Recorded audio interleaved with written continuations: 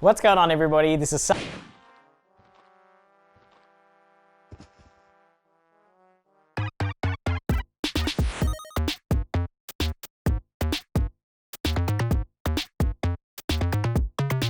a couple weekends ago, I watched the Resident Evil series on Netflix. I thought I'd give my take on it. I've seen so many posts of everybody just hating on it.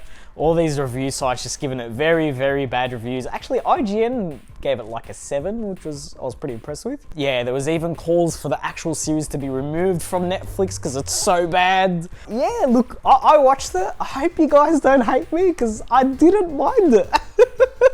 This is my review of Resident Evil on Netflix. So the story is nothing from the games. It's a totally different story. It's based on a new Raccoon City 20 years, so in like 2045, I think it's based. So it goes back and forth. So it goes from present time, which is 2045, and then in the past, which is set in 2022, actually. And I don't want to spoil anything, so I'll try and be as vague as possible.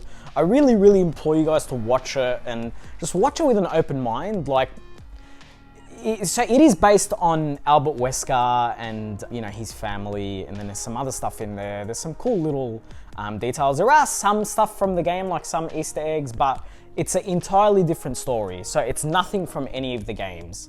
Look, as somebody who's played all of the Resident Evil games, when I first read about it, I'm like, I'm gonna actually hate this. Like, what are they doing? Like, why can't they just make a Resident Evil movie that sort of continues on from a game or looks at a game? But, you know, so I went into it actually hating it. Like, I'm not gonna watch it, this is the worst. But when I think about it, yeah, so having watched Resident Evil in 2021, I didn't really like it. Like, don't get me wrong, the whole, it was based on Resident Evil. I think it was 2 and 3, or I think it was 1 and 2. So you have the Spencer Mansion, you have the RPD station, which is all amazing, but I just felt it was boring.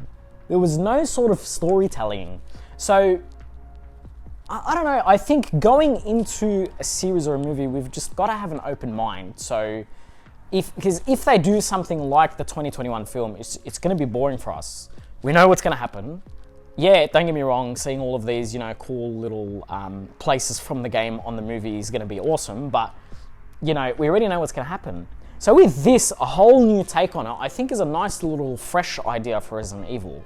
And watching it, I enjoyed it. I really, really enjoyed it. Like, I hate myself for enjoying it. Like, I don't know, everybody hated it, but I really liked it. Like, some episodes, don't get me wrong, were dragged on and they were boring. But I didn't mind it at all. Yeah, there's a nice little cliffhanger at the end. I don't want to spoil it, but yeah, honestly, guys, like, if you haven't watched Resident Evil and you're thinking of not getting into it because of what everybody else is saying, trust me, watch it with an open mind though. It's not going to be like the games. You know, there are little Easter eggs and little sort of pointers at the game, but it's a whole different story. It is based on Wesker and his kids, but yeah, just go into it with an open mind and not expecting anything from the game.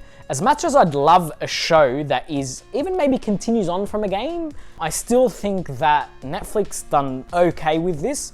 It's not the best show on earth, and I really hope they make a season 2. I am looking forward to what happens in season 2 if they do decide to make a season 2, but yeah, guys, trust me, go into it with an open mind and enjoy it, and please don't hate me.